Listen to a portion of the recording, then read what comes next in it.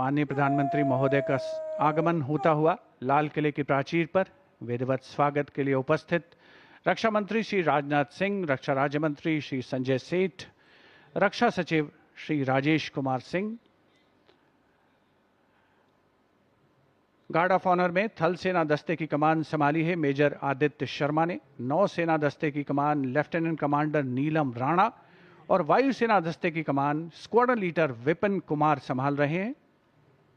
Delhi police दस्ते की कमान additional DCP Shri Vineet Kumar संभाल रहे हैं। प्रधानमंत्री महोदय का विधिवत स्वागत लाल किले की प्राचीर पर रक्षा मंत्री श्री राजनाथ सिंह, रक्षा राज्य मंत्री श्री संजय सेठ, रक्षा सचिव श्री राजेश कुमार सिंह, जिन्होंने प्रधानमंत्री महोदय का परिचय कराया है Delhi GOC Delhi area lieutenant general Rajesh Sethi से, और अब गार्ड ऑफ ऑनर माननीय प्रधानमंत्री महोदय को पेश किया जाएगा। सेना पुलिस सम्मान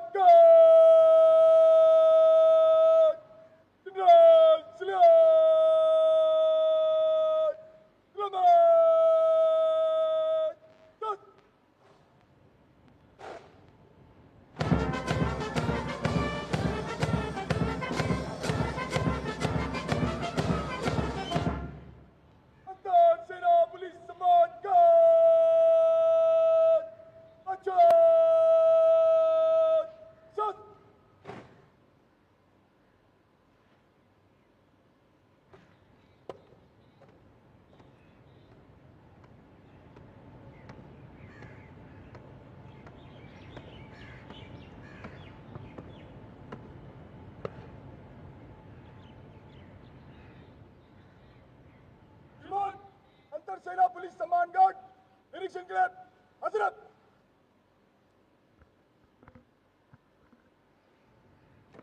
गार्ड कमांडर द्वारा माननीय प्रधानमंत्री महोदय से सलामी गारद के निरीक्षण का अनुरोध और उसे स्वीकार करके वे सलामी गारद की ओर बढ़ रहे हैं। बैंड सुमधुर धुन बजाएगा और माननीय प्रधानमंत्री महोदय सलामी गारद का निरीक्षण करेंगे।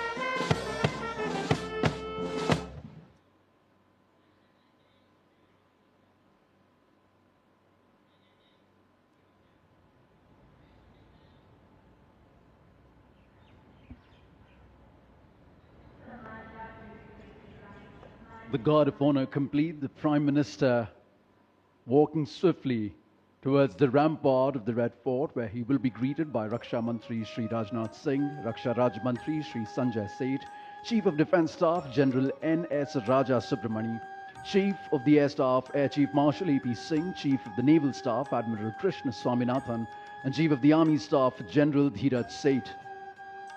The General Officer commanding Delhi area will conduct the Prime Minister to the dais on the ramparts to hoist the national flag. The Prime Minister swiftly, smartly walking through the Lahori Gate, now moving towards the central courtyard right behind the ramparts of the Red Fort.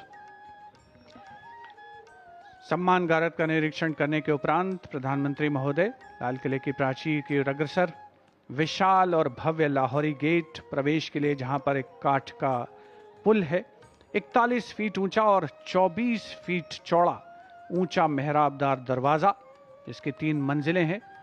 प्रधानमंत्री महोदय लाल किले की प्राचीर की ओर अग्रसर हो रहे हैं और कुछ ही समय के उपरांत वे यहां उपस्थित अपार जनसमूह को संबोधित करेंगे, ध्वजारोहण करेंगे। Captain Sonia Singh Chauhan will assist the Prime Minister in hoisting the national flag. It will be synchronized with the 21-gun salute by the valiant gunners of the 172-1 Field Battery Ceremonial.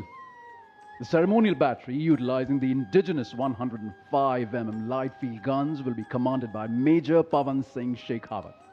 And the gun position officer will be Naib Subedar, Assistant Instructor in Gunnery, Anutosh Sarkar.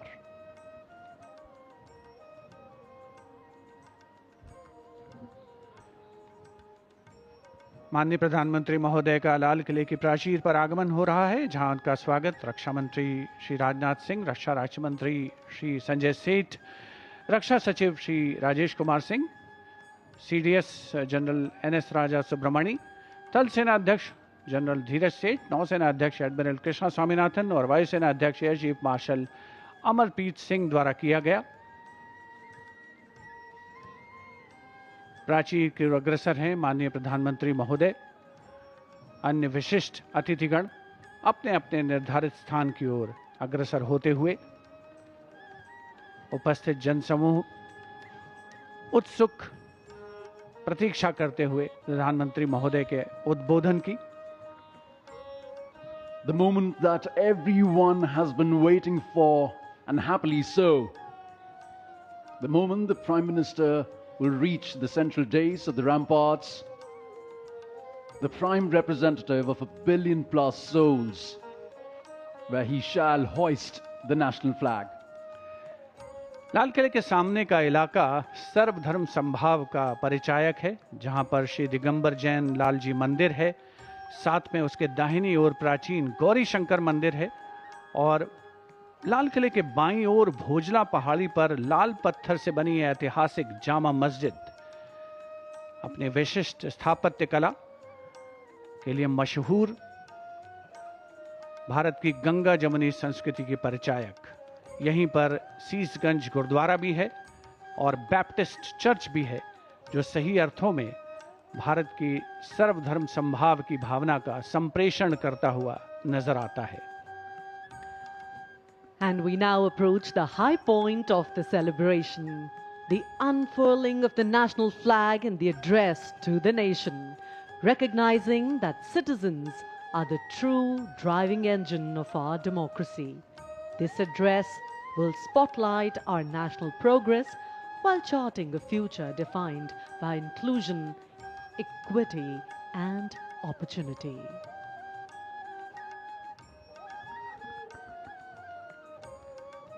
उपस्थित जनसमूह उत्कंठा से प्रतीक्षा माननीय प्रधानमंत्री महोदय के उद्बोधन की।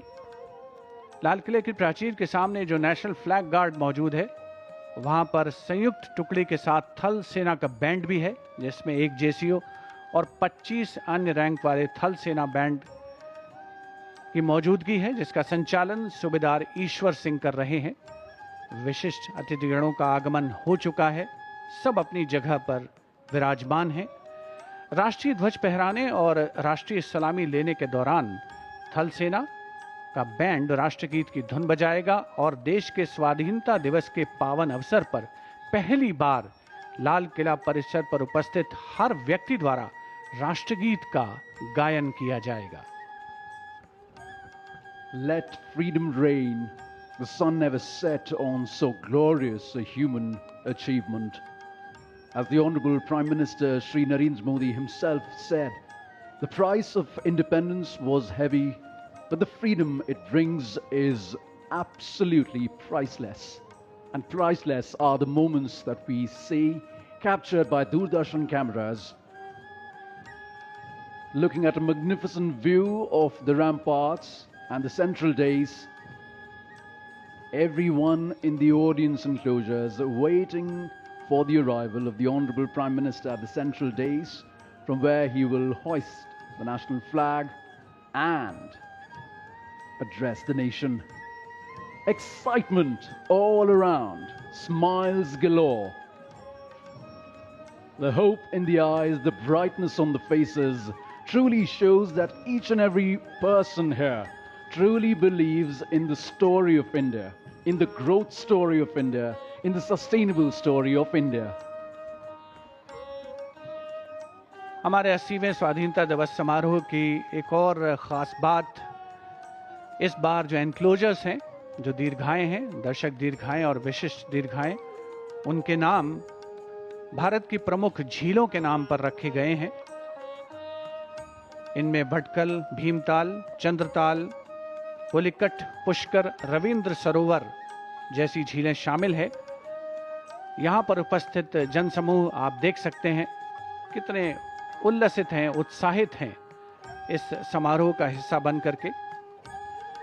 गणतंत्र दिवस समारोह में 2026 का जो संस्करण था उसमें एनक्लोजर्स के नाम नदियों के नाम पर रखे गए थे, और इसी परंपरा को आगे बढ़ाते हुए इस वर्ष स्वाधीनता दिवस समारोह में जो एनक्लोजर्स हैं उनके नाम भारत की प्रमुख झीलों के नाम पर रखे गए हैं।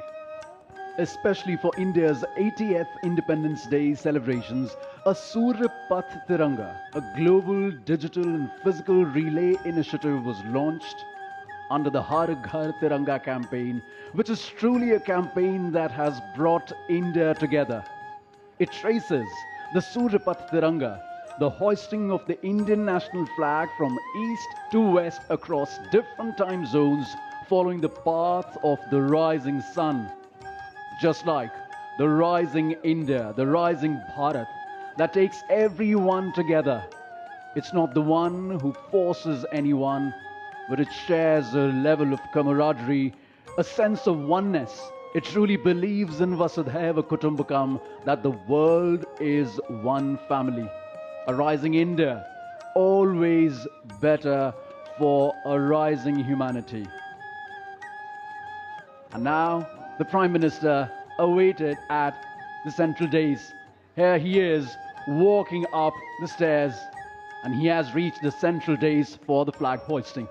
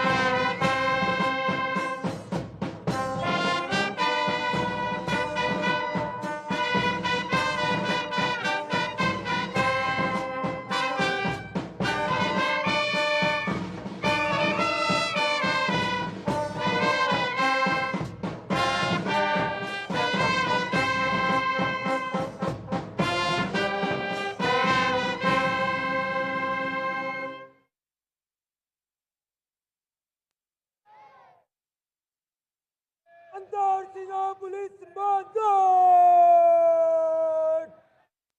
राष्ट्रीय सैल्यूट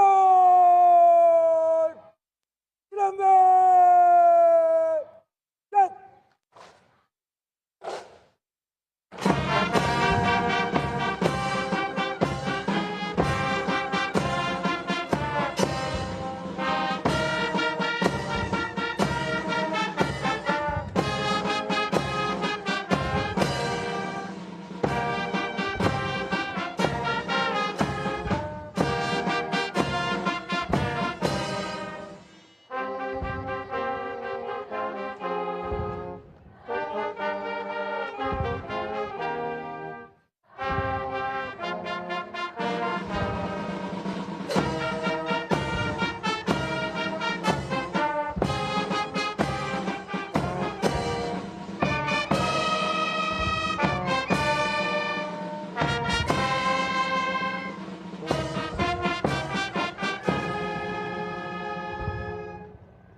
अंतर सेना police Mangarh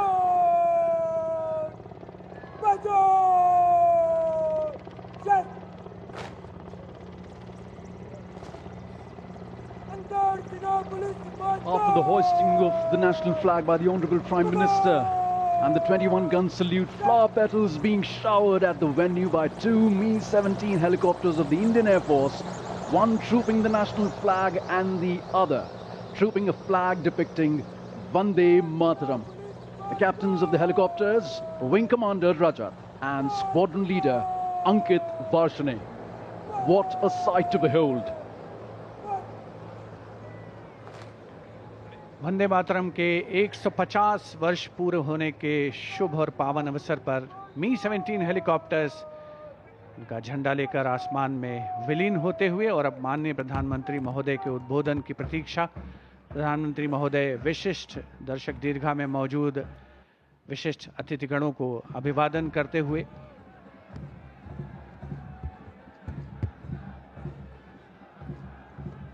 Flower petals coming onto the ground like blessings from all our freedom fighters, from all our elders. Shri Bankim Chandra Chatterjee's song Vande Mataram, which still unites, still reverberates in our hearts, still ignites the hearts with patriotism.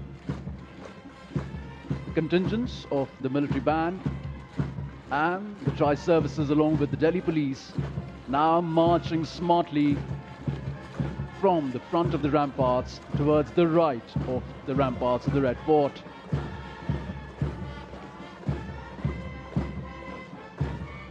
What a march, stoic and precise.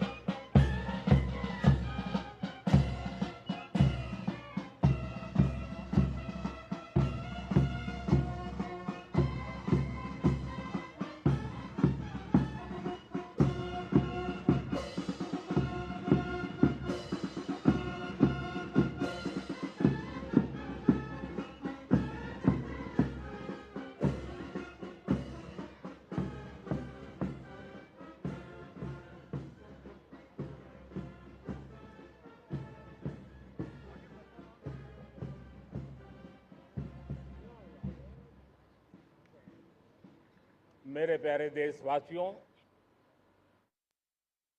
आज हम सब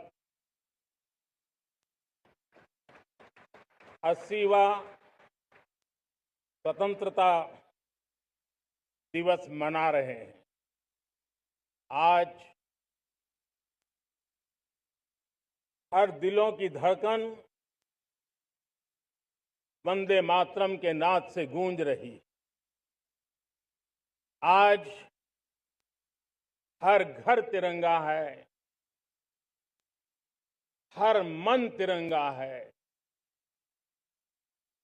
और देश उत्साह और उमंग के साथ नए संकल्पों को लेकर के आज आगे बढ़ रहा है। आप सबको स्वतंत्रता दिवस की बहुत बहुत शुभकामनाएं।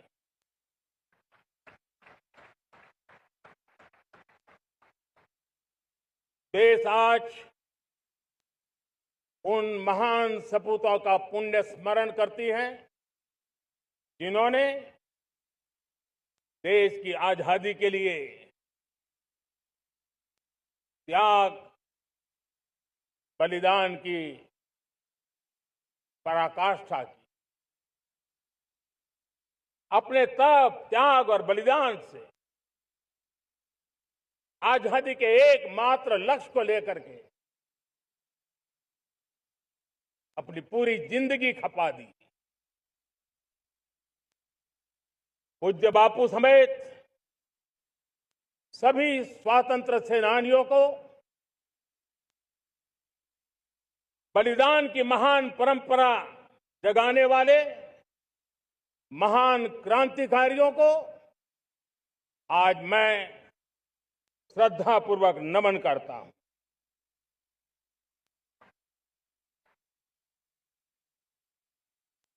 आज जो इस समारोह में उपस्थित है उन सब के लिए आज एक ऐतिहासिक पल भी है।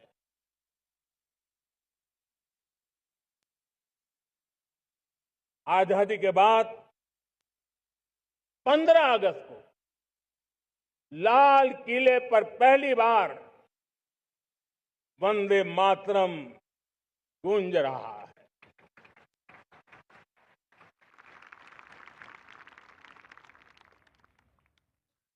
आज जब हम देश के लोग वंदे मातरम के 150 वर्ष मना रहे हैं तो इससे बड़ा उत्तम अवसर क्या हो सकता है।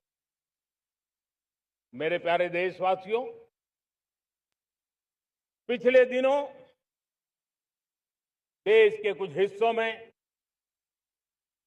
बाढ़ का प्रकोप रहा, भूस्खलन का प्रकोप रहा, अनेक परिवार प्रभावित हुए। उनके दुख दर्द को हम भली भांति अनुभव करते हैं। पीड़ित परिवारों को मैं विश्वास दिलाता हूं कि हम और पूरा देश उनके साथ खड़े हैं। मेरे प्यारे देशवासियों, कोई भी राष्ट्र तब महान बनता है, तब अपनी सिद्धियों को प्राप्त करता है जब अपने सपनों, अपने संकल्पों और अपने सामर्थ्य के दम पर आगे बढ़ता है। मेरे देशवासियों, अब छोटे सपनों से चलने वाला नहीं है। हमें बड़े सपने, क्योंकि बड़े सपने हमारी सोच को भी विस्तार देते हैं, हमारी सोच की क्षितिज को विस्तृत करते हैं। हमारे संकल्प दृढ़ होने चाहिए। जब संकल्प दृढ़ होता है तो कठिनाइयों से, आपदाओं के बीच से रास्ते निकालने का सामर्थ्य अपने आप उभर करके आता है। और मेरे प्यारे देशवासियों, हमारे संकल्प भी ऊंचे होने चाहिए, क्योंकि जब सपने ऊंचे होते हैं, संकल्प ऊंचे होते हैं, तो हमारे सामर्थ्य की ऊंचाई भी बढ़ती है, हमारे प्रयासों की ऊंचाई भी बढ़ती है, और तब जाकर के हम सपनों को साकार कर सकते हैं। मेरे प्यारे देशवासियों, आज भारत ने भी एक बहुत बड़ा सपना देखा है, दृढ़ संकल्प के साथ देखा है। नई ऊंचाइयों को छूने के लिए देखा है। और वो सपना है, जब आजादी के 100 साल होंगे, 2047 में हम विकसित भारत बना के रहेंगे। 140 करोड़ देशवासियों के पुरुषार्थ से इस लक्ष्य को हमें हासिल करना है। और जब दुनिया की सबसे बड़ी आबादी वाला देश विकसित होने का संकल्प लेता है, तो ये दुनिया की नजरों में भी हमारे साहस का परिचायक बन जाता है। दुनिया हमारी तरफ देखने का नजरिया बदलने के लिए मजबूर हो जाती है। प्यारे देशवासियों, और मैं ऐसे ही नहीं कह रहा हूं। पिछले 12 वर्ष में देश के कोटि कोटि नागरिकों ने, दलित हो, पीड़ित हो, वंचित हो, आदिवासी हो, गांव में रहने वाला हो, शहर में रहने वाला हो, गरीब हो, मध्यम वर्ग का हो, युवा हो, बुजुर्ग हो, नारी हो, पुरुष हो, उत्तर हो, दक्षिण हो, पूर्व हो, पश्चिम हो, हर किसी ने पिछले 12 साल में एक संकल्प के साथ, समर्पण के साथ देश को नई ऊंचाइयों पर ले जाने में हर प्रकार से प्रयास किया है। मैं उनके इस प्रयासों का आदरपूर्वक स्वीकार करता, और उसी का परिणाम है कि इतने कम समय में 25 करोड़ देशवासी गरीबी को परास्त करके गरीबी से बाहर निकले हैं। इन्हीं देशवासियों का प्रयास का परिणाम है कि हम कभी फ्रेजाइल 5 में गिरे जाते थे। 12 साल के भीतर भीतर हम एक मेजर इकोनॉमी में फास्टेस्ट ग्रोइंग इकोनॉमी बन गए हैं। साथियों, देश आजाद हुआ, बहुत सारे सपने लेकर के आजाद हुआ, लेकिन हम गति नहीं पकड़ पाए, रफ्तार नहीं पकड़ पाए। होती है, चलती है, अरे हो जाएगा, देखा जाएगा, उसी में खोए रहे। 2014 तक आते आते तो पूरे विश्व ने हमें फ्रेजाइल 5 के उस में डंप कर दिया था। ऐसे समय पिछले 12 साल में भारत ने एक नई रफ्तार पकड़ी, तेज गति से हम आगे बढ़ रहे हैं। और देशवासियों का संकल्प है कि अब 140 करोड़ देशवासियों के संकल्प को, सामर्थ्य को रोकना नामुमकिन है। प्यारे देशवासियों, पिछले 12 वर्षों में डिफेंस प्रोडक्शन करीब 4 गुना, खादी और ग्रामोद्योग का उत्पादन करीब 5 गुना हुआ, इलेक्ट्रॉनिक मैन्युफैक्चरिंग करीब 7 गुना बढ़ा, आधुनिक रेलवे कोच का निर्माण 21 गुना बढ़ा, मोबाइल फोन उत्पादन 33 गुना बढ़ा। इतना ही नहीं, आधुनिक युग को देकर के भी डिजिटल और इनोवेशन की दुनिया में भी हमने अपना परचम लहराया। इंटरनेट कंज्यूमर करीब करीब 4 गुना बढ़े, पेटेंट ग्रांट होने की संख्या 4 गुना बढ़ी, डिजिटल ट्रांजैक्शन 100 गुना बढ़े। सामान्य मानवीय की सुविधाओं की तरफ भी हमने उतना ही गंभीरता से काम किया। हर साल औसतन 15 गुना ज्यादा तेजी से हमने नल से जल कनेक्शन दिए। हर साल औसतन 6 गुनी ज्यादा रफ्तार से लोगों को गैस कनेक्शन दिए। हर साल 4 गुनी रफ्तार से गरीबों के लिए टॉयलेट बनाने का काम किया। हर साल 3 गुना ज्यादा तेजी से गरीबों को घर देने का काम किया। देश ने गवर्नेंस में भी बहुत बदलाव लाया।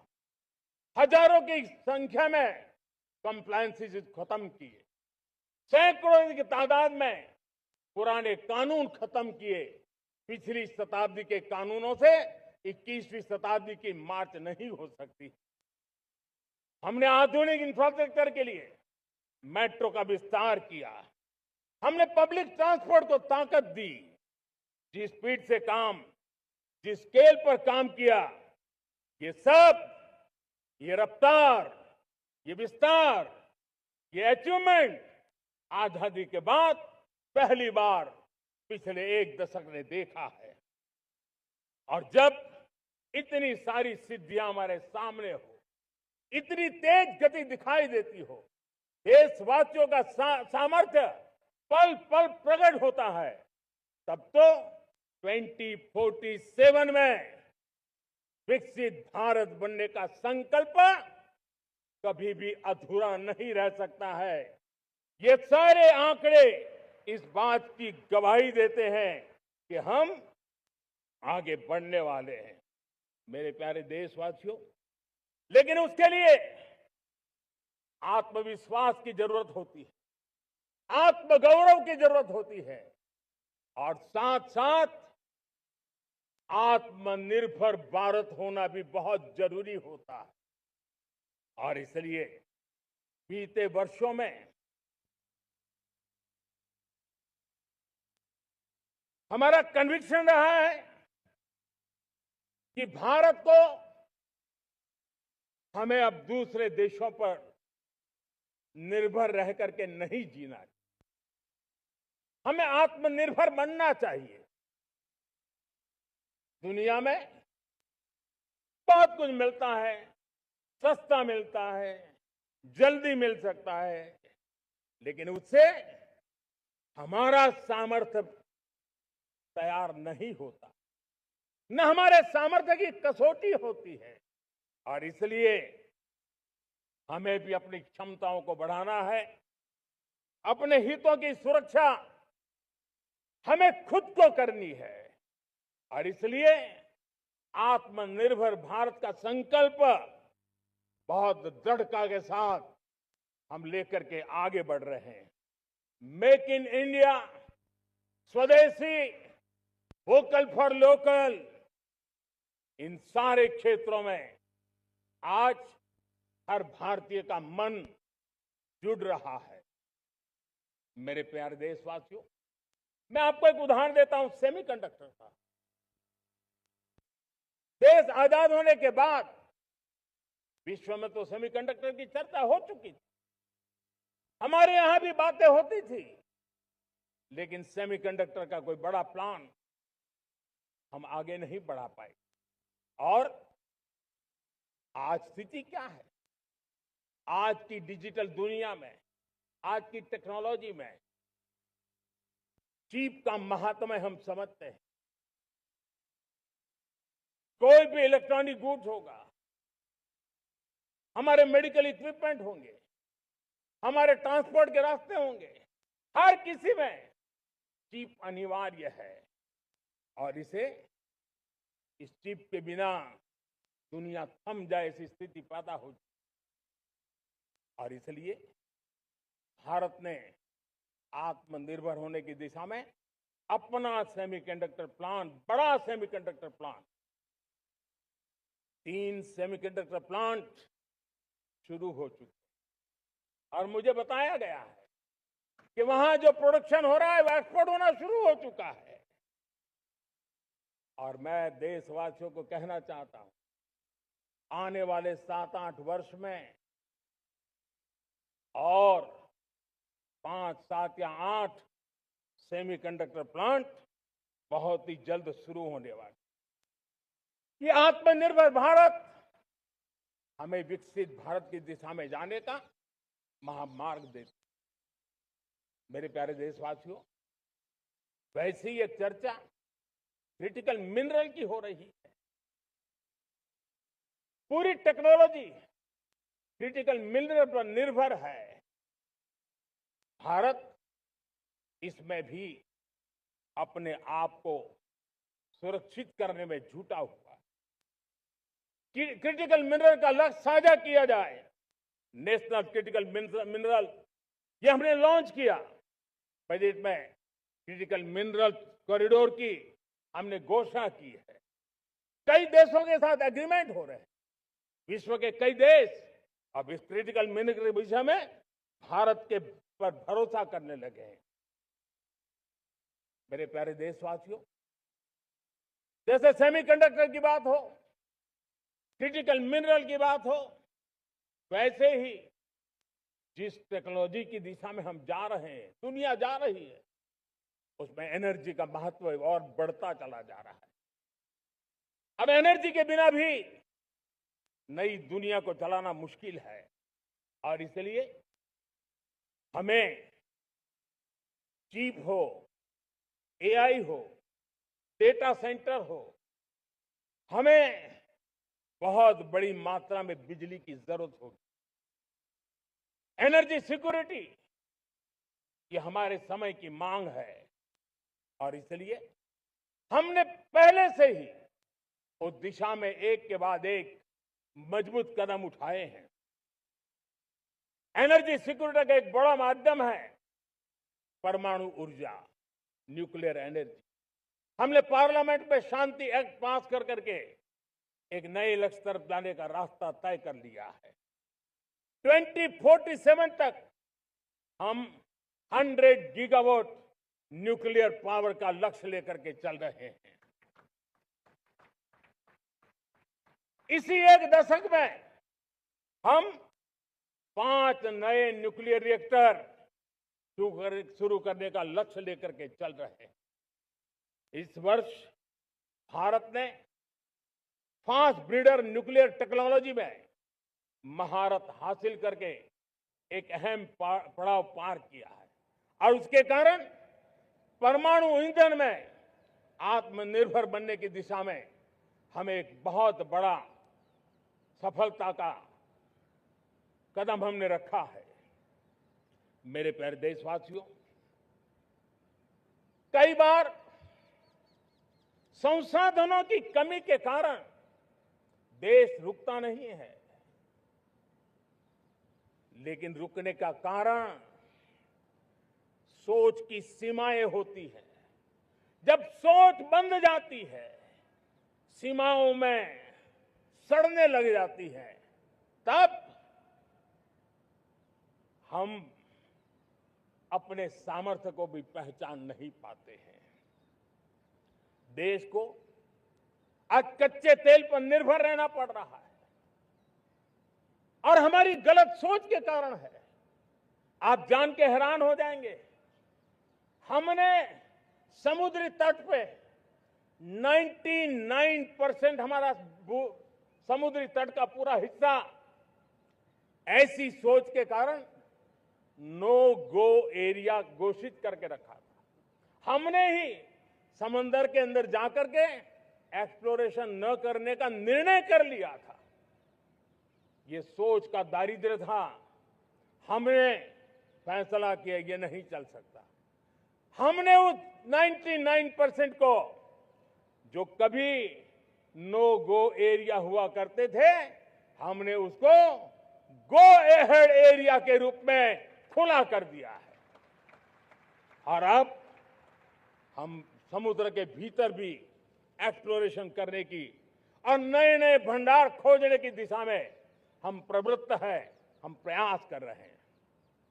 हमने पिछले वर्ष उसी दिशा में एक महत्वपूर्ण कदम रखते हुए समुद्र मंथन की घोषणा की थी और पिछले दिनों हमने 85,000 करोड़ रुपए इस काम के लिए आवंटित करके काम को गति देने का निर्णय कर लिया है। मेरे प्यारे देशवासियों, एनर्जी सिक्योरिटी, इसका मैंने कहा कि हमें ऑल्टरनेट स्रोतों की तरफ भी पूरी शक्ति लगाना बहुत जरूरी है और इसलिए ऊर्जा का सही इस्तेमाल बढ़ाते हुए भारत इसी दिशा में आज तेजी से काम कर रहा है। 2014 से पहले, मतलब आज से 12 साल पहले, हमारे देश में सिर्फ 70 शहरों में पाइप से गैस की व्यवस्था थी, पाइप से गैस डिस्ट्रीब्यूशन होता था। 12 साल में इन 70 शहरों को हमने 700 शहरों तक पहुंचा दिया है। ये होती है रफ्तार, ये होता है विस्तार। 2014 के पहले मुश्किल से 20-22 लाख घरों में पाइप से गैस पहुंचता था। आज 1.25 करोड़ घरों में पाइप से गैस पहुंचाने का काम हो रहा है। 12 वर्ष पहले देश में सोलर एनर्जी की कैपेसिटी सिर्फ 2 गीगावाट थी। 2 गीगावाट, आज 160 गीगावाट हमने प्राप्त किया है लक्ष्य। मेरे प्यारे देशवासियों, मैं एक और जानकारी देता हूं। हमने इसका लाभ देश के मध्यम वर्ग को, सामान्य परिवार को मिले, इस तरफ भी उतना ही ध्यान केंद्रित किया। हमने पीएम सूर्यघर मुफ्त बिजली योजना चालू की और आज मुझे संतोष है कि इतने कम समय में 50 लाख घरों का सोलर एनर्जी का काम हम आंकड़ा पार कर चुके हैं। तेजी से चल रहा है और इसके कारण हजारों घरों का बिजली बिल 0 हो गया है। हजारों घर अपनी बिजली का उपयोग करने से अतिरिक्त बिजली आज बेच करके कमाई कर रहे हैं। हर परिवार को हम इस काम के लिए 80,000 रुपया सरकार की तरफ से एक एक परिवार को मदद दी जा रही है, तब जाकर के हम इस काम को पूरा कर रहे हैं। मेरे प्यारे देशवासियों, आपको जानकर के हैरानी होगी, ये जो हमारी रेलवे है उसका इलेक्ट्रिफिकेशन का काम हमारे देश में 1925 में शुरू हुआ था। 1925 में इलेक्ट्रिफिकेशन का काम शुरू हुआ, लेकिन 90 साल में 1925 से लेकर के 90 साल में सिर्फ 30% रेल का इलेक्ट्रिफिकेशन हुआ था। यानी 90 साल में 30%। हमारी रफ्तार देखिए, लक्ष्य को पाने के लिए हमारी दौड़ देख लीजिए। हमने एक दशक के अंदर 100% काम पूरा कर दिया। 90 साल में 30%, 10 साल में 70%, ये होता है काम। और इसके कारण डीजल जो हमें बाहर से लाना पड़ता है उसकी बचत हुई, बिजली से हमारी ट्रेनें चली, पर्यावरण को फायदा होने लगा। मेरे प्यारे देशवासियों, हम यहां से नहीं रुके हैं, हम दुनिया के अंदर पीछे रहना नहीं चाहते। पिछले दिनों आपने खबर सुनी होगी, भारत ने ईंधन का एक नया क्षेत्र को भी छू लिया है। देश ने पहली हाइड्रोजन से चलने वाली ट्रेन शुरू कर दी है और मुझे खुशी है, ये सबसे लंबी ट्रेन है और सबसे ताकतवर ट्रेन है और दुनिया में हाइड्रोजन ट्रेन के क्षेत्र में भी भारत ने अपना झंडा गाड़ दिया है। प्यारे देशवासियों, पिछले 10-12 साल हम लगातार 2047 के लक्ष्य को पाने के लिए दौड़ रहे हैं, एक के बाद एक सोपान सिद्ध कर रहे हैं। हमने सोचा भी नहीं था कि हमें इसमें भी कुछ मुसीबतों का झेलना पड़ेगा।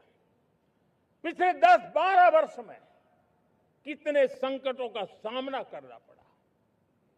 कोरोना जैसी वैश्विक महामारी ने पूरी दुनिया को चिंता में डाल दिया था। सारी व्यवस्थाएं चरमरा गई थी।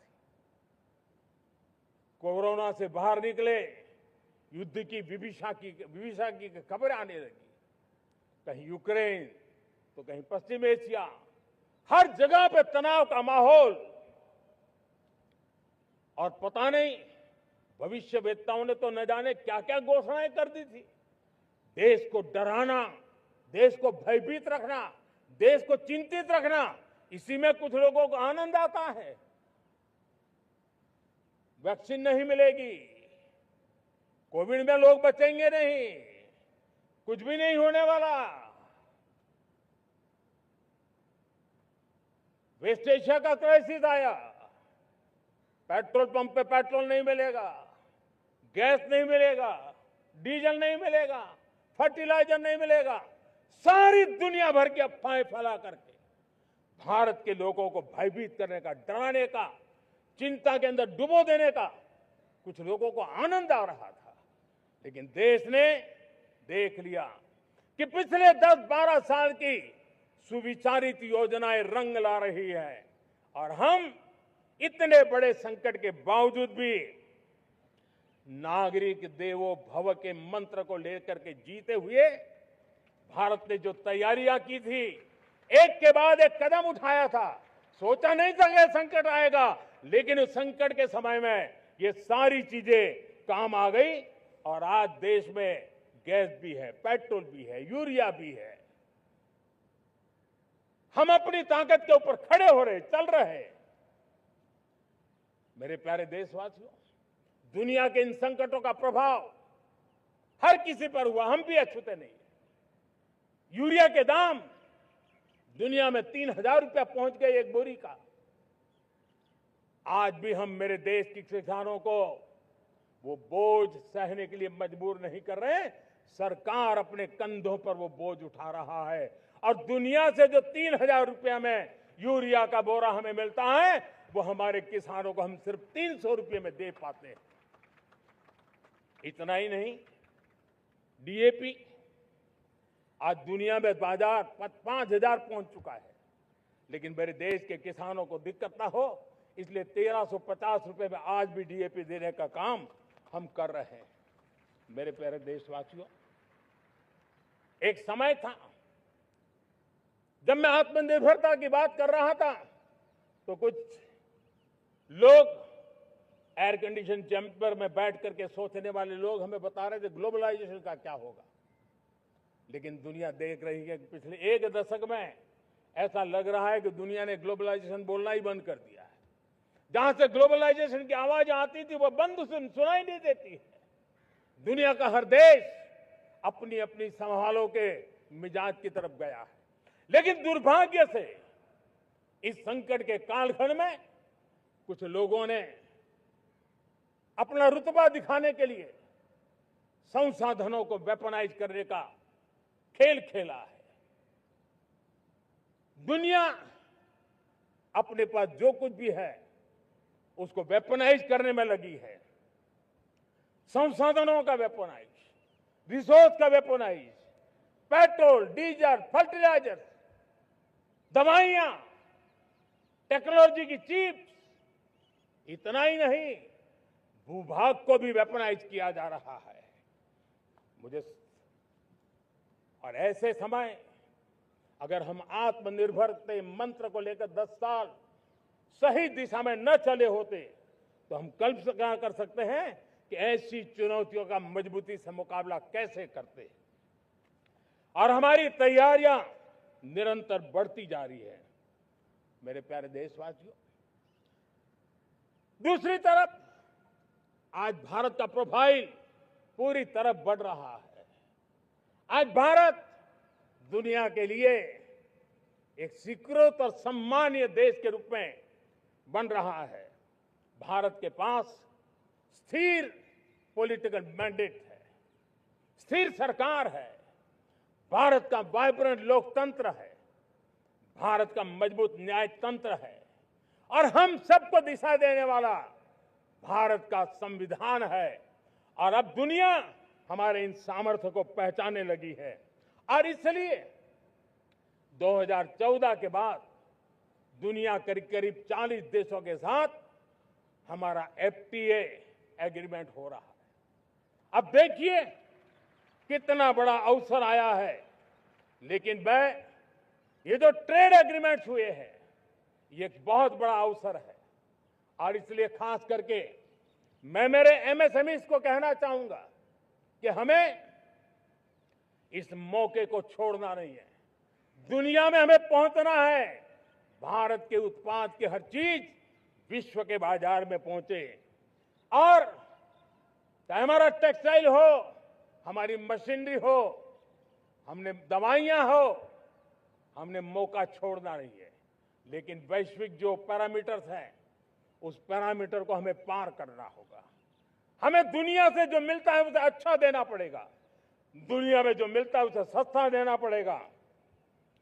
और पंजाब के लुधियाना से लेकर के तमिलनाडु के तिरुपुर तक हमारा टेक्सटाइल सेक्टर दुनिया में पहुंच सकता है। इतना ही नहीं, केरलम से लेकर के गुजरात और तमिलनाडु से लेकर के बंगाल, ये हमारा समुद्री तट, हमारे मछुआरे भाई बहन आज इस FTA के कारण हमारे श्रिप यानी झींगा उसके एक्सपोर्ट की बहुत संभावना बनी है। हमारे सी फूड की दुनिया में पहुंच बनने की संभावना पड़ी हुई है और इसलिए मैं चाहूंगा कि हम इस परिस्थिति का फायदा उठाते हुए, हम आगे चलते हुए हम इन कामों को पार करने के लिए प्रयास करें। मेरे प्यारे देशवासियों, मैंने जो भूमिका आपके सामने रखी है उसके पीछे 2047 का लक्ष्य इन मजबूत नींव पर खड़ा है। 2047 विकसित भारत का लक्ष्य हमने पिछले 10-12 साल में देशवासियों ने जो सामर्थ्य दिखाया है उस सामर्थ्य का हिस्सा है। और इसलिए मेरे प्यारे भाइयों बहनों, सदी का 1/4 हिस्सा बीत चुका है और अगला 1/4 हमारे लिए अत्यंत महत्वपूर्ण है। अब हम रुक नहीं सकते हैं, हमारी गति नहीं रुक सकती है, हमारी दिशा तय हो चुकी है, हमें प्राप्त करके रहना है। और इसके लिए हमें अपना वर्क कल्चर बदलना होगा, हमारे वर्क कल्चर को बदलते हुए हमें हमारी सोच को भी बदलना होगा, हमें हमारे काम की गति को भी बदलना होगा। जो काम पिछले 5-7 दशक में नहीं हुए हैं वो काम हमें आने वाले 5-7 साल में करने हैं। और मेरा भरोसा है मेरे देश की युवा शक्ति पर, मेरे देश के नौजवानों पर, मेरे देश की माताओं को बहनों पर, मेरे देश के किसानों पर, मेरे देश के मजदूरों पर कि हम इस सपने को साकार कर सकते हैं। और इसलिए हमें रिफॉर्म की गति को भी आगे बढ़ाना है। और जब मैं रिफॉर्म की बात कर रहा हूं, रिफॉर्म नहीं हमारे लिए कोई कंपल्सन है, नहीं रिफॉर्म ये हमारे के लिए कोई बजबड़ है, हमारे लिए रिफॉर्म ये कन्विक्शन है। आउट ऑफ कन्विक्शन हम रिफॉर्म एक्सप्रेस पर चल पड़े हैं और हम आने वाले दिनों में भी नेक्स्ट लेवल रिफॉर्म की ओर बढ़ने वाले हैं। और इसलिए सरकार, समाज, उद्योग, उत्पादक, किसान, हर किसी ने अपनी ट्रेडिशनल व्यवस्थाओं में रिफॉर्म करना पड़ेगा, सोच में रिफॉर्म करना होगा, अपने लक्ष्यों को रिफॉर्म करना होगा। और इसलिए मेरे प्यारे देशवासियों, हमें एक निश्चित दिशा में को लेकर के चलना होगा।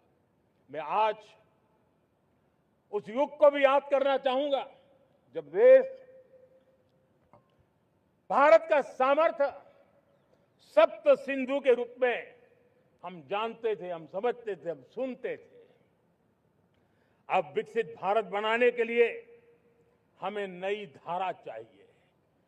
आज लाल किले की प्राचीर से मैं देश के सामने शक्ति की सप्तधारा का आवाहन करता हूं। आने वाले 5-7 साल में जो पिछले 5-7 दशक में नहीं हुआ, वो सप्तधारा के सामर्थ्य से, शक्ति से हम देश को नई ऊंचाई, नई गति देंगे और नए लक्ष्यों को पार करने वाला सामर्थ्य देंगे। और इसके साथ साथ देश की युवा शक्ति का सामर्थ्य का भरपूर राष्ट्र निर्माण में उपयोग होगा। उनकी शक्ति जोड़ी जाएगी। आने वाले दिनों में जब मैं सप्तधारा की बात करता हूं, सप्तधारा की पहली शक्ति है मैन्युफैक्चरिंग पावर। मेरे प्यारे देशवासियों, हमें मैन्युफैक्चरिंग सेक्टर को बहुत आगे बढ़ाना होगा और प्रोडक्शन बढ़ाने के साथ साथ हमें छोटे छोटे पुर्जे भी बनाने हैं और बड़े बड़े प्रोडक्ट भी बनाने हैं। पूरा वैल्यू चेन हमारा होना चाहिए और उसे लेकर के चलना। हमें कंपोनेंट भी चाहिए और हमें कंप्लीट मैन्युफैक्चरिंग भी चाहिए, कंप्लीट प्रोडक्ट भी चाहिए। डिजाइन से लेकर मैन्युफैक्चरिंग तक भारत को ग्लोबल सप्लाई चेन का भरोसामंद केंद्र बनना होगा। इसके लिए मैं 3 चीजों पर विशेष जोर देना चाहता हूं। मैन्युफैक्चरिंग के क्षेत्र में जो मेरे भाई बहन हैं, ये समय का ये अवसर है, इस अवसर को जाने मत दें। और इसके लिए हमें कॉस्ट, क्वालिटी और स्केल, इसके विषय में वैश्विक मानदंडों से खरा उतरना पड़ेगा।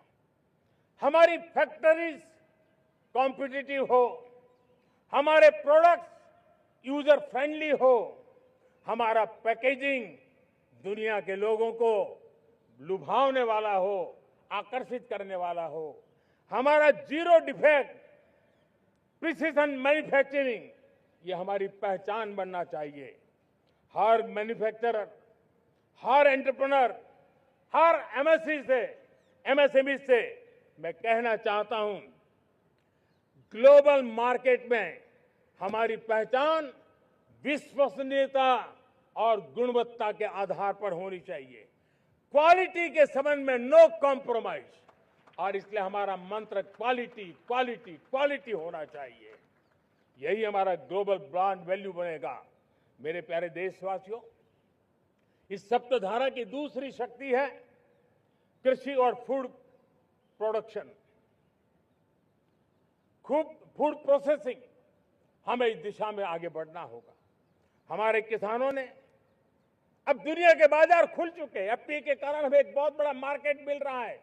हमें वहां पहुंचना है, हमें उस जगह को हाथ लगाना है। हमें खेत से लेकर एक्सपोर्ट मार्केट की ओर जाना होगा। हमारे पारंपरिक खान पान हो, हमारे मिलेट्स हो, हमारे मसाला हो, हमारे फल हो, फूल हो, क्या कुछ नहीं है हमारे पास, वो ग्लोबल ब्रांड्स बनने चाहिए। हमारे किसान केमिकल फ्री खेती को बल देंगे।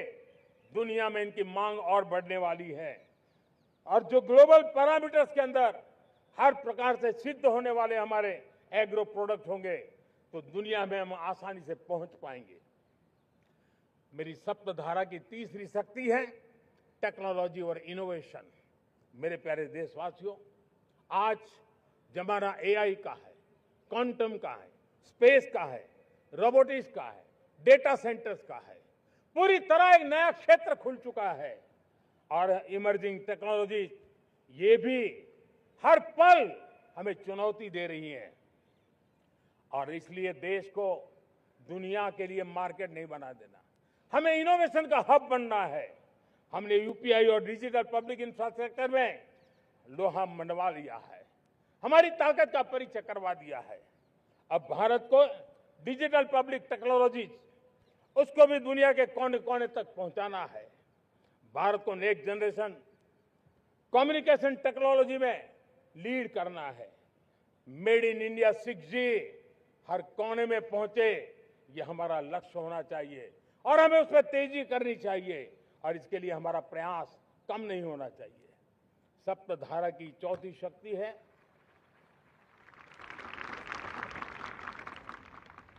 गति शक्ति। ये गति शक्ति देश के अंदर सीमलेस फास्ट कनेक्टिविटी पर हमें बल देना होगा। शहरों को हाई स्पीड रेल से हमें जोड़ना होगा। मॉडर्न हाईवे चाहिए, इनलैंड वाटरवेज चाहिए, एयरपोर्ट चाहिए, मल्टी मॉडल लॉजिस्टिक की व्यवस्था चाहिए। हमें पोर्ट्स को सिर्फ सामान उतारना चढ़ाने की जगह नहीं, दुनिया के शिप्स आकर के लंगर हो जाए इतना नहीं, हमें हमारे पोर्ट्स को पोर्ट लेड डेवलपमेंट ग्रोथ की दिशा में हमें आगे बढ़ना होगा।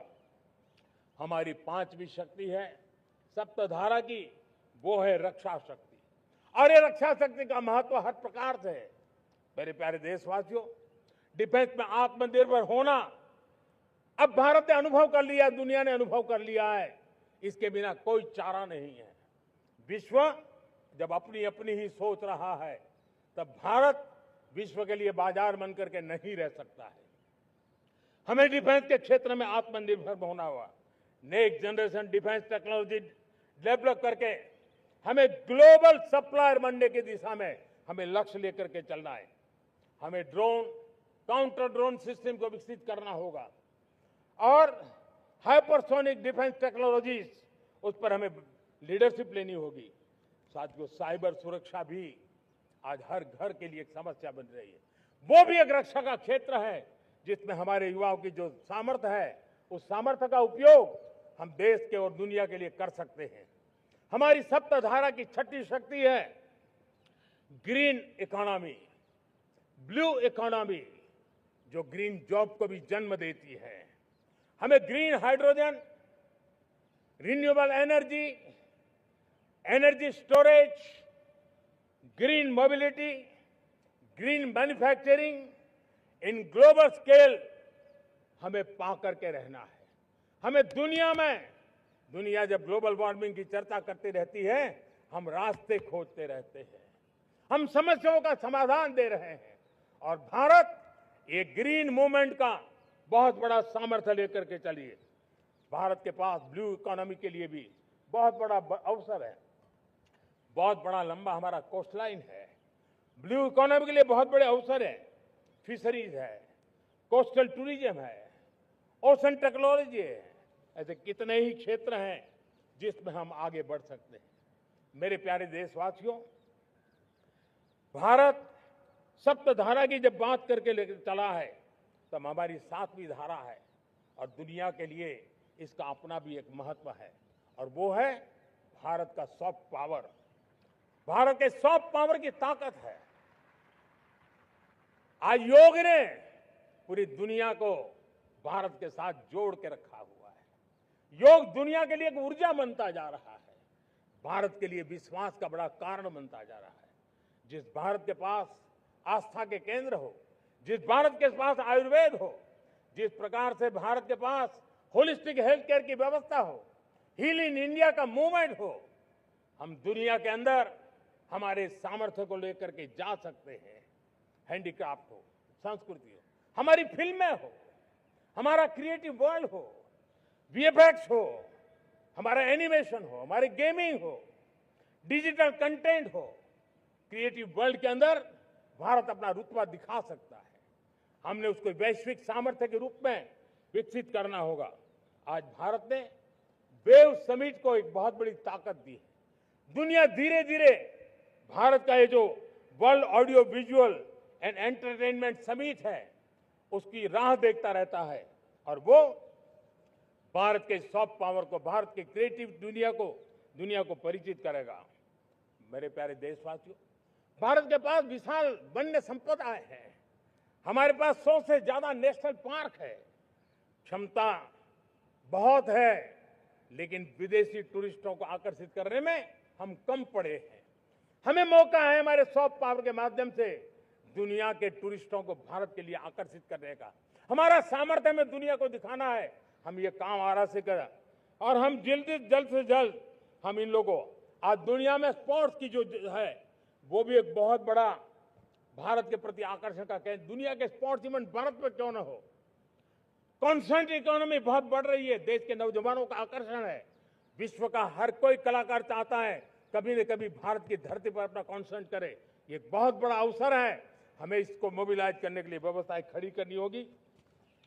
साथियों, सप्तधारा की इन 7 शक्तियां, सप्त शक्तियां, उद्देश्य सिर्फ एक सेक्टर में प्रगति करने का नहीं है। एक होलिस्टिक अप्रोच के साथ हमें राष्ट्र को जो लक्ष्य लेकर के हम चल रहे हैं, जो एम्बिशन लेकर के चल रहे हैं, उस स्केल को हमें पार करने की दिशा में काम करना है। मेरे प्यारे देशवासियों, कुछ चीजें मैंने बताई हैं, लेकिन मैं इससे भी आगे सोचता हूं। मैं जरा देश को झकझोरना चाहता हूं। मैं देश की शक्ति को भी झकझोरना चाहता हूं। देश यानी सिर्फ सरकार नहीं होती है, देश यानी हर नागरिक जुड़ता है। क्या हम सोच नहीं सकते कि फॉर्च्यून 500 की चर्चा तो बहुत सुनते हैं, आने वाले एक दशक में इन फॉर्च्यून 500 में 50 कंपनियां भारत की क्यों न हो, ये लक्ष्य हमारा क्यों न होना चाहिए। आज बैंकिंग सेक्टर फल फूल रहा है। दुनिया की टॉप बैंक के अंदर भारत की बैंक का झंडा भी क्यों न फहरता हो। भारत की बैंक भी टॉप बैंक 5 बैंक में भारत की भी एक बैंक होनी चाहिए। भारत की फार्मा की दिशा में हमने बहुत काम किया है, लेकिन समय की मांग है कि दुनिया की 5 बड़ी फार्मा कंपनियों में भारत की भी 1-2 फार्मा कंपनियों का नाम गूंजना चाहिए। भारत उसमें अपना स्थान बनाना चाहिए। लॉ फर्म्स होते हैं, रेटिंग एजेंसी होती है। क्या समय की मांग नहीं है कि ग्लोबल लीडरशिप अब हमारे हाथ में होनी चाहिए? टैलेंट है, सामर्थ्य है, हमारा लंबा इतिहास भी है, भाषाओं पर हमारा प्रभुत्व है, हमें विश्व में पहुंचना चाहिए। हमारी कोई कंसल्टिंग फर्म, अकाउंटिंग फर्म दुनिया के टॉप फर्म्स के अंदर क्यों नहीं होनी चाहिए? भारत की टेक्नोलॉजी कंपनियां दुनिया के अंदर सिरमौर हो, यह हमारा लक्ष्य होना चाहिए। हमारे ऐसे ब्रांड हो जिससे दुनिया आकर्षित होती हो, हमारे ब्रांड हमारे देश की पहचान हो और विश्व के लिए एक डेस्टिनेशन बन जाए, उस दिशा में हमें काम करना है। और इसके लिए मैं राज्य सरकारों को कहना चाहता हूं, मैं स्थानिक स्वराज की संस्थाओं को कहना चाहता हूं, भारत सरकार का भी यह दायित्व है कि हमें हमारे रिफॉर्म की गति बढ़ानी होगी। हमें 2047 के लक्ष्य के अनुरूप हमारी व्यवस्थाओं को विकसित करना होगा। हमें बीते हुए काल के नीति नियमों से नहीं चल सकते, हमें आने वाले सपनों के हिसाब से नीति नियमों को गढ़ना होगा। और इसको अगर हम करेंगे तो मुझे पूरा विश्वास है और मैं देशवासियों को भरोसा देता हूं, इसी रास्ते मेहनत में कोई कमी न रखते हुए हम विकसित भारत का सपना पार करके रहेंगे। हमें सबको मिलकर के चलना है, केंद्र सरकार हो, राज्य सरकार हो, इंडस्ट्री हो, हम सब ने मिलकर के आगे बढ़ना है। हमें रिफॉर्म्स करते रहना है, रिफॉर्म्स को आगे बढ़ाते रहना है। और मैंने पहले भी कहा था, हम रिफॉर्म कंपल्सन से नहीं, कन्विक्शन से कर रहे हैं, लक्ष्य को प्राप्त करने के लिए कर रहे हैं। मेरे प्यारे देशवासियों, जब मैं विकसित भारत की बात कर रहा हूं, देश को तेज गति से आगे बढ़ाने की बात कर रहा हूं, उसका सबसे बड़ा लाभार्थी कौन है? इन सारे प्रयासों का सबसे बड़ा साधक कौन है? अगर साधक है तो मेरे देश का युवा है, मेरे देश की युवा शक्ति है। विकसित भारत की यात्रा में युवाओं की बहुत बड़ी भूमिका है। इतना ही नहीं, विकसित भारत का सबसे बड़ा लाभार्थी भी मेरे देश का युवा है। और इसलिए हमें विकसित भारत के लक्ष्य को युवाओं के साथ जोड़ करके आगे बढ़ाना है। युवाओं हमारी सर्वोच्च प्राथमिकता के साथ हमें आगे बढ़ना है। साथियों, पिछले 10-12 साल में उस दिशा में बहुत कुछ हुआ है। स्टार्टअप इंडिया अभियान, आज पूरे देश में 2.5 लाख से ज्यादा रजिस्टर्ड स्टार्टअप बन गए।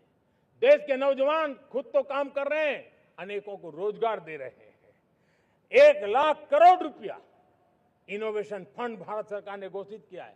मैं देश को, नौजवानों को कहना चाहता हूं, आप अपने सपनों को लेकर के आइए, संसाधनों की कमी नहीं रहने देंगे।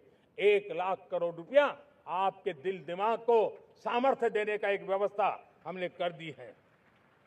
रिसर्च के नए अवसर मिले, डिजिटल इंडिया के नए सस्ते डेटा, ये युवाओं को सशक्त किया। दुनिया में सस्ता डेटा कहीं है तो भारत की धरती पर है, और देश के नौजवानों को नई ताकत दी है। स्किल इंडिया हमने नेशनल प्रोग्राम बनाया है, स्पेस सेक्टर को हमने ओपन कर दिया, नेशनल ड्रोन पॉलिसी हमने बनाई है, खेलो इंडिया पॉलिसी बनाई है। 35 वर्षों तक एजुकेशन पॉलिसी नहीं थी, नई एजुकेशन पॉलिसी लेकर के आए हैं, और इसका फायदा मिडिल क्लास के परिवारों को हुआ है। साथियों, 2004 से 14 आंकड़ा मुझे देना चाहिए आपको।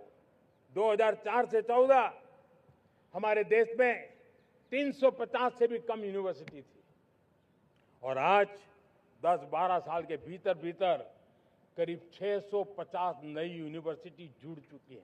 करीब 1000 का आंकड़ा हम पहुंच रहे हैं।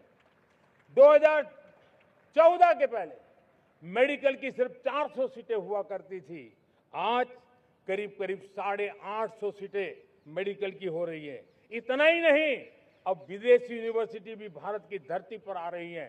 भारत के अंदर विदेशी यूनिवर्सिटी की डिग्री मेरे नौजवान को मिले, इसका प्रबंध भी हो चुका है।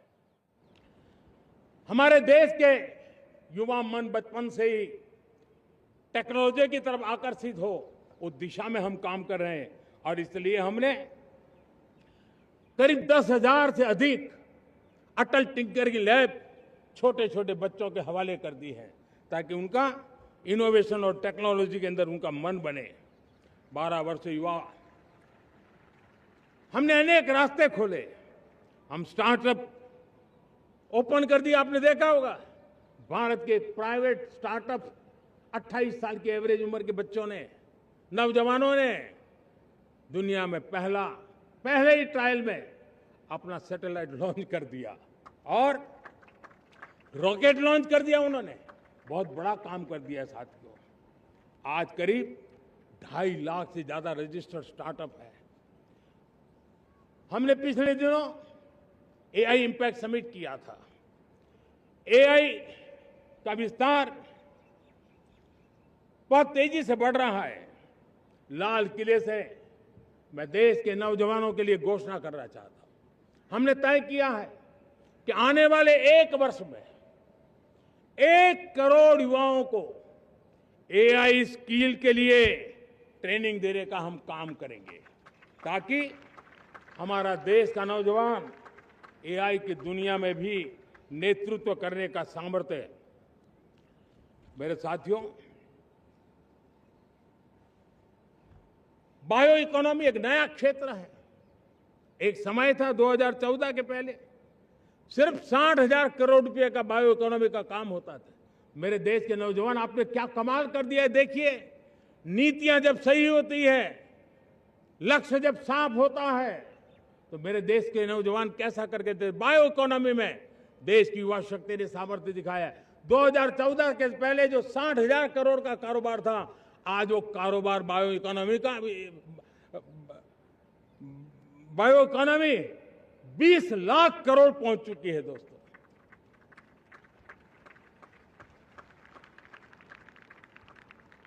दो 2009-10 का कालखंड था, सिर्फ 25 लाख इलेक्ट्रिक व्हीकल हमारे देश में बिके थे। 1.5 लाख इलेक्ट्रिक व्हीकल बिके थे 2009-10 में। 1.5 लाख इलेक्ट्रिक व्हीकल। इस 25-26 में 25 लाख इलेक्ट्रिक व्हीकल बिके हैं। मेरे प्यारे देशवासियों, एविएशन सेक्टर भी मेरे नौजवानों के लिए बहुत तेजी से आगे बढ़ रहा है। नए एयरपोर्ट, नए रूट, नए रोजगार के अवसर बना रहे हैं। मेंटेनेंस, ओवरहॉलिंग, इसके भी कारण देश में बहुत बड़ी मात्रा में स्किल मैन पावर को काम मिल रहा है। मेड इन इंडिया हवाई जहाज बनाने की दिशा में हमने सफलता पाई है। Made in India defence transport aircraft C295 already अपनी उड़ान भर चुका है, सफल उड़ान भर चुका है। ये देश के नौजवानों के लिए, मेरे साथियों, ड्रोन ने भी बहुत बड़ा काम किया है। स्वामित्व योजना, गांव में ड्रोन से स्वामित्व योजना सफल हो रही है। करीब 3.25 करोड़ परिवारों को स्वामित्व योजना का लाभ मिला है और इसके कारण 140 लाख करोड़ रुपए जैसी संपत्ति अनलॉक हुई है, जिसके कारण बैंक से लोन मिल सकता है, लोग अपना कारोबार कर सकते हैं। मेरे प्यारे देशवासियों, हमारे मध्यम वर्गीय परिवारों के सामने एक बहुत बड़ा बोझ बन चुका है कोचिंग क्लासेस की स्पर्धा। हर माँ बाप को लग रहा है कि कोचिंग क्लास में बच्चे को नहीं भेजा तो हम प्रतिष्ठित परिवार नहीं है। इन गरीब और मिडिल क्लास परिवारों की हम चिंता करते हुए हजारों करोड़ रुपए का उनका खर्च है वो भी बचे, बेटे भी अपने आसपास रह सके, उनकी देखभाल हो सके, परिवार पर आर्थिक बोझ ना आए। और इसलिए हमने युवाओं के लिए विभिन्न परीक्षाओं की फ्री ऑनलाइन कोचिंग हमने करने का निर्णय किया है। डिजिटल पब्लिक इंफ्रास्ट्रक्चर है, हमारे पास उत्तम टैलेंट है, टीचर्स हैं, उन संसाधनों को जोड़ करके हम देश के नौजवानों को फ्री कोचिंग देने का एक पूरा नेटवर्क हम खड़ा करने वाले हैं। मेरे प्यारे देशवासियों, मैं हमेशा कहता आया हूं, जो खेले वो खिले। जब मैं खेले वो खिले की बात कर रहा हूं, तब मेरे प्यारे देशवासियों, आज भारत खेल की दुनिया में अपनी जगह बना रहा है। अब खेल के पोडियम में भारत का राष्ट्रगीत सुनाई देता है, भारत का राष्ट्रगान सुनाई देता है, भारत का तिरंगा झंडा लहराता दिखाई नजर आ रहा है। टॉप्स योजना ने बहुत बड़ी सफलता पाई है।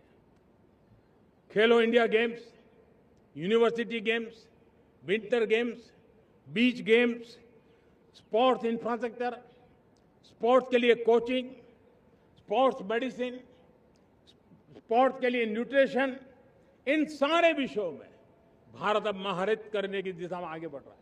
नौजवानों के लिए पूरा नया क्षेत्र, खिलाड़ी न बन सके तो उसकी सपोर्ट सिस्टम में भी बहुत बड़ा क्षेत्र खुल रहा है। स्पोर्ट्स की दुनिया में भारत का प्रदर्शन बेहतर होता रहा है और हम 2036 में ओलंपिक के मजबूत दावेदार बनकर के आगे बढ़ रहे हैं और 2030 में कॉमनवेल्थ गेम्स को भारत होस्ट करने वाला है। और मेरे साथियों, दुनिया में जो ओलंपिक की खेल होते हैं, करीब 40 प्रकार के गेम होते हैं और करीब 350 साढ़े 350 स्पर्धाएं होती हैं ओलंपिक में। और आपको जानकर के दुख होगा मेरे देशवासियों, मेरे नौजवानों, मैं आपको चुनौती देता हूं, मैं आह्वान करता हूं, मैं आपकी मदद चाहता हूं। 350 जितने स्पर्धाओं में भारत 2/3 खेलों में कहीं होता ही नहीं, हमारी मौजूदगी नहीं होती, हम क्वालिफाई नहीं होते हैं। हमने तय किया है कि 2036 में जो ओलंपिक होगा, हम चाहते हैं कि वो भारत में हो, लेकिन 2036 में जिन विधाओं में आज भारत खेलता नहीं है, जिन विधाओं में भारत क्वालिफाई नहीं करता है, जिन स्पर्धाओं में भारत ने छोड़ के रखा है, 3/4 हिस्सा हमारे इंतजार कर रहा है। भारत उस पर बल देगा और इसके लिए हम टैलेंट हंट का एक अभियान भी चलाना चाहते हैं। हमें अगर 2036 के लिए खिलाड़ी चाहिए तो आज जो 5 साल, 10 साल, 15 साल की उम्र के नौजवान हैं, बेटे हैं, उनके तरफ ध्यान देना होगा, उन बेटियों पर ध्यान देना होगा। और इसलिए 5 से 15 उम्र के बच्चों में खेल प्रतिभा ढूंढने के लिए गांव-गांव, शहर-शहर, स्कूल-स्कूल एक टैलेंट हंट का अभियान चलाया जाएगा। बच्चों की प्रतिभा को देखा जाएगा और फिर उनको स्पेशल ट्रेनिंग दे करके देश के लिए खेलने वाले अच्छे खिलाड़ी बनाए जाएंगे। मेरे प्यारे युवा, देश के सामने, देश के नौजवानों के सामने नशा एक बहुत बड़ा संकट बनता जा रहा है। नशा मुक्त भारत ये हम सबका सामूहिक दायित्व होना चाहिए। हमारे उज्जवल भविष्य के लिए हमारी युवा पीढ़ी मजबूत हो, हमारा युवा सामर्थ्य हमारे देश के लिए काम आए, इसलिए नशा मुक्त भारत। पिछले दिनों माय भारत के वॉलंटियर्स ने देश के एनजीओ ने, देश के सामाजिक सांस्कृतिक संगठनों ने, देश के आध्यात्मिक पुरुषों ने मिलकर के नशा मुक्त भारत का 100 सप्ताह का एक कार्यक्रम तय किया है। 100 सप्ताह तक एक अभियान चलने वाला है।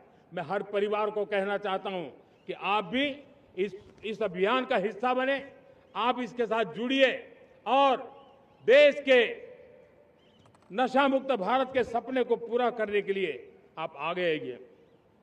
मेरे प्यारे देशवासियों, 21वीं सदी में दशकों पुरानी जो चुनौतियां हैं, उन चुनौतियों को खत्म करना बहुत अनिवार्य है। नक्सलवाद, माओवाद लाखों युवाओं के भविष्य को तबाह कर दिया, अनेक माताओं के दूधमल नौजवानों को छीन लिया, बर्बाद कर दिया, हर मां बाप के सपनों को चूर चूर कर दिया।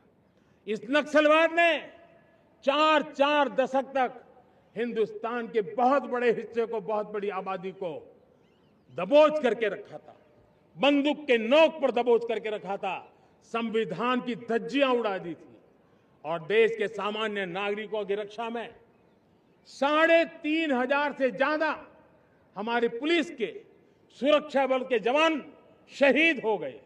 युद्ध के अंदर जितने सैनिक मरते हैं, उससे ज्यादा हमारे पुलिस जवानों को जान की बाजी लगानी पड़ी ताकि देश के सामान्य मानवी को सुरक्षा मिले। ये नक्सलवाद ने धरती को लहूलुहान कर दिया था। 2014 में आपने जब हमें मौका दिया, उसी दिन हमने संकल्प लिया था कि हम देश को नक्सलवाद से मुक्त करेंगे। और आज मुझे खुशी है कि नक्सली माओवादी हिंसा आखिरी सांस भी शायद रहने की अब तो ताकत नहीं रही है। पूरी तरह उसे खत्म करने की दिशा में जहां पर कभी नक्सलवादियों की गोलियां चलती थी, जहां पर कभी धरती रक्त रंजित रहा करती थी, आज उसी नक्सल क्षेत्रों में, उसी इलाकों में नक्सल मुक्त होने के कारण विकास, विश्वास और प्रयास का तिरंगा लहरा रहा है। मेरे प्यारे देशवासियों,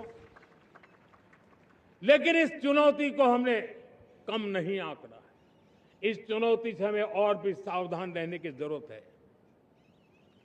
वर्षों तक देश की सत्ता में माओवादी सोच के लोग गलियारों में अपनी जगह बना करके बैठे थे। सरकारी कमेटियों में सलाहकार के रूप में भी ये माओवादी सोच ने नीतियों को प्रभावित किया था। मेरे प्यारे देशवासियों, जंगलों में हमें हथियारी नक्सलों का खात्मा बुलाने में, उस संकट से देश को मुक्त कराने में सफलता मिली है। लेकिन हथियारी नक्सल तो गए, लेकिन दिमागी नक्सल, ये दिमागी नक्सल मौके की तलाश में है, हिंसा अराजकता के वो रास्ते खोज रहे हैं, समाज को गलत राह पर घसीटने के लिए भांति भांति के दांव कर रहे हैं। इन दिमागी नक्सलियों को पहचानना होगा, इन दिमागी नक्सलियों को आइसोलेट करना होगा और राष्ट्र को विकसित राष्ट्र बनाने की मुख्य धारा की ओर देश की युवा पीढ़ी को जोड़ना होगा। मेरे प्यारे देशवासियों, सुरक्षित भारत बनाना हम सबका दायित्व है। चुनौती सीमा के भीतर हो या सरहद से बाहर, भारत हर परिस्थिति के लिए तैयार है। आज युद्ध का नेचर बदल रहा है। अब युद्ध सीमा पर ही होता है, गारंटी नहीं है। आज युद्ध सीमा के अंदर, कहीं रिफाइनरी पे जाकर के, कहीं बैंकिंग सेक्टर को जाकर के, कहीं डेटा सेंटर को जाकर के, एक प्रकार से लड़ाई का नया रूप, इंफ्रास्ट्रक्चर तोड़े जा रहे हैं, फैक्ट्रियां तोड़ी जा रही है। हमने मिशन सुदर्शन चक्र की पिछले सालों घोषणा की थी, बहुत तेजी से उस पर काम चल रहा है। आज डिफेंस एक्सपोर्ट हमारा करीब 50 गुना बढ़ा है। करीब 100 देशों में हमारे अस्त्र शस्त्र पहुंच रहे हैं। वैश्विक पटल पर भारत की प्रतिष्ठा धीरे धीरे बढ़ रही है। बदलते हुए समय में अस्त्र शस्त्र की तरफ काम करना है, सैन्य बलों का सामर्थ्य बढ़ाना है, लेकिन साथ साथ नागरिकों को भी तैयार करना होगा। पिछली शताब्दी के युद्धों के अनुरूप जो सिविल डिफेंस की व्यवस्थाएं हमारे देश में विकसित हुई है वो कालबाह्य हो चुकी है, और इसलिए मैं आज लाल किले से घोषणा कर रहा हूं कि हम आने वाले दिनों में सिविल डिफेंस का एक वाइब्रेंट नेटवर्क खड़ा करेंगे, आधुनिक व्यवस्थाओं से उनको परिचित कराएंगे, आधुनिक संकटों से नागरिकों को रक्षा करने की क्या व्यवस्था हो सकती है, एक बहुत बड़ा वॉलंटरी फोर्स सिविल डिफेंस का आधुनिक चुनौतियों को पार करने वाला हम बनाने वाले हैं। मेरे प्यारे देशवासियों, राष्ट्र के निर्माण में आज हमारी बहनों बेटियों का योगदान हम सब के लिए बहुत बड़ा प्रेरणा का कारण बना हुआ है। फाइटर जेट हो या सिविल एविएशन, हमारी बेटियां सबसे आगे दिखाई दे रही है। खेलकूद का मैदान हो, हमारी बेटियां आगे दिखाई दे रही है। स्टेम एजुकेशन में भर्ती होने की प्रक्रिया हो, सबसे ज्यादा हमारी बेटियां आगे दिख रही है। आज सेना में भी एनडीए से जो बच्चियां निकली हैं वो बड़े रौब के साथ देश की सेना का नेतृत्व करने का सामर्थ्य दिखाने लगी है। मेरी बेटियों की ताकत कैसी है। मैं पिछले दिनों साणंद में एक सेमीकंडक्टर प्लांट में गया, वहां आदिवासी बेटियां, देश के अलग अलग कोने से आई हुई बेटियां काम कर रही थी। वो उस गांव से आई थी जिन्होंने पासपोर्ट क्या होता है पता तक नहीं था। वो बेटियां विदेशों में गई, ट्रेनिंग लेकर के आई और आज चिप निर्माण का काम कर रही है और बड़े कॉन्फिडेंस, मैं जो उनका कॉन्फिडेंस देखा, मैं सचमुच में बहुत प्रभावित हुआ था। आज 3 करोड़ बहनों को हमने लखपति दीदी बनाने का लक्ष्य तय किया था, उसको पार कर लिया था। अब हम 6 करोड़ लखपति दीदी बनाने के लक्ष्य को लेकर के आगे बढ़ रहे हैं। 3 करोड़ नई लखपति दीदी बनना मतलब ग्रामीण अर्थव्यवस्था में बहुत बड़ा बदलाव मातृशक्ति के द्वारा आने वाला है। मेरे प्यारे देशवासियों, आज पंचायतों में, नगर पालिका में, महानगर पालिका में बहुत बड़ी मात्रा में हमारी महिलाएं जनप्रतिनिधि बनकर के देश का मार्गदर्शन कर रही है, समस्याओं का समाधान कर रही है, बहुत ही सक्षम नेतृत्व दे रही है। और इसी को ध्यान में रखते हुए हमने पार्लियामेंट में नारी शक्ति वंदन अधिनियम पारित किया था, लेकिन किसी न किसी कारण से राजनीति के अखाड़े में पिछले 40 साल से ये सपना हमेशा राजनीतिक अखाड़े का शिकार हो गया है। मैं देश के सभी राजनीतिक दलों से आज लाल किले की प्राचीर से तिरंगे झंडे की छाया में खड़े होकर के प्रार्थना करता हूं, आग्रह करता हूं, आइए उन महिलाओं के सामर्थ्य के पुजारी बनिए, उन महिलाओं के सम्मान में आगे आइए और जल्द से जल्द हमारी माताओं बहनों को 33% विधानसभा और लोकसभा में उनको प्रतिनिधित्व मिले, वे भारत की नीति घड़तर के अंदर अपना योगदान दे। समय की मांग है और मैं सभी राजनीतिक दलों से फिर से आग्रह करता हूं, आइए महिला आरक्षण लागू करके महिला सम्मान में आप भी जुड़िए, आप भी यश लीजिए, आप भी क्रेडिट लीजिए, लेकिन मेरी माताओं बहनों को हक दीजिए। मेरे प्यारे देशवासियों, विकसित भारत का संकल्प तभी पूरा होगा जब विकास अंतिम व्यक्ति तक पहुंचेगा। 2014 से पहले सिर्फ 25 करोड़ लोगों के पास सोशल सिक्योरिटी का कवर था, सिर्फ 25 करोड़ के पास। साथियों, पिछले 5-7 दशक में सिर्फ 25 करोड़, हमने एक दशक के भीतर 100 करोड़ देशवासियों को सोशल सिक्योरिटी का कवच दिया है। आयुष्मान भारत योजना से 70 साल की उम्र के बुजुर्गों से भी आज 5 लाख रुपए तक मुफ्त दवाई की व्यवस्था हो रही है। करोड़ों परिवारों को इसके कारण बहुत बड़ी सुविधा मिली है।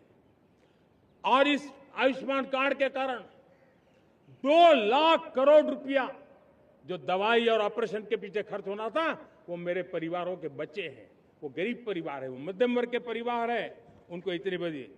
मेरे प्यारे देशवासियों, आज मुझे एक काम के लिए आपकी मदद चाहिए। मैं आप सबसे एक मदद मांग रहा हूं। सभी नौजवानों से मैं चाहता हूं कि आप इसका नेतृत्व करिए। आपका 1 या 2 घंटे देश को बहुत बड़ी शक्ति देने वाले हैं। आपको लगेगा 1-2 घंटे में मैं देश की क्या शक्ति, मैं बताता हूं, आप बहुत बड़ी शक्ति बनने वाले हैं। और इसलिए हर घर में वातावरण बने। इन दिनों देश में जनगणना का काम हो रहा है, सेंसस का काम हो रहा है, गिनती चल रही है। और गिनती सिर्फ आंकड़ों से बात बनती नहीं है, उसकी बारीकियों से नीतियां बनती हैं, योजनाएं बनती हैं, देश आगे बढ़ने की अपनी रूपरेखा तैयार करता है। और इसलिए सटीक जानकारियां होना बहुत जरूरी है। कभी कभी जो सरकार की तरफ से प्रतिनिधि आते हैं वो इतनी जल्दी में होते हैं, कभी स्पेलिंग एक लिख देते हैं, कभी अलग लिख देते हैं, और इसके कारण अल्टीमेट परिणाम हमें सही मिलने में दिक्कतें आती हैं। अब जब टेक्नोलॉजी अवेलेबल है और इस बार निर्णय किया है, आप स्वयं भी जनगणना में अपनी जानकारियां अपने मोबाइल फोन से भर करके दे सकते हैं। बाद में कोई बाबू आएंगे, कोई प्रतिनिधि आएंगे, आपसे चर्चा करेंगे, लेकिन आप परिवार के सब बैठ करके अगर डिजिटली अपना रजिस्ट्री करवा दे, सारी बारीकियां, स्पेलिंग में भी गलती ना हो, कोई भी जानकारियों में गलती ना हो, आप जितनी परफेक्ट जानकारी देंगे देश को आगे बढ़ने में बहुत बड़ी मदद मिलेगी। और इसलिए मैं देश के नौजवानों को कहता हूं कि आप अपने परिवार के लोगों को बिठा करके पूरे फॉर्म को समझिए, पहले कागज पे फॉर्म को भर दीजिए, कोई गलती है तो करेक्ट कर लीजिए, और फिर टेक्नोलॉजिकली उसको डिजिटली इसको अपलोड कर दीजिए। आप देखिए इतना बड़ा काम देश कर लेगा और देश का समय और शक्ति सही काम के लिए उपयोग आएगा। और इसलिए मेरे देश के नौजवानों को जनगणना के इस काम में सक्रियता से जुड़ने के लिए मैं आग्रह करता हूं। मेरे प्यारे देशवासियों, मैंने लाल किले से पंच प्राण की बात कही थी। इस पंच प्राण ने देश को अपने आत्मगौरव की ओर लेकर के आगे बढ़ने का, लक्ष्यों को पार करने के सामर्थ्य के साथ आगे बढ़ने का एक बहुत बड़ा संबल दिया है। हमें गुलामी की मानसिकता हर पल मिटाते ही रहना है। जिस भारत का सपना नेताजी सुभाष चंद्र बोस ने देखा था, बाबा साहब आंबेडकर ने देखा था, पंडित नेहरू ने देखा था, सरदार पटेल, भगत सिंह, सुखदेव राजगुरु ने देखा था, डॉक्टर श्यामा प्रसाद मुखर्जी ने देखा था, भगवान बिरसा मुंडा ने देखा था, ज्योतिबा फुले ने देखा था, उन सब से प्रेरणा लेकर के हम आगे बढ़े। आइए इस संकल्प को हम दोहराए, स्वयं से ऊपर राष्ट्र का हित हो, स्वयं से ऊपर राष्ट्र का हित हो और कर्तव्य ही हमारी पहचान हो। मैं सभी देशवासियों से कहूंगा, समय हमारा है।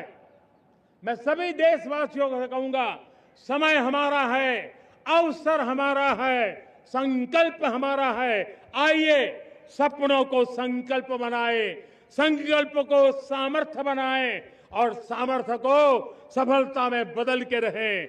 आइए हर कदम को विकास का कदम बनाएं, कदम से कदम मिलाएं, मन से मन मिलाएं, लक्ष्य से जुड़े रहे।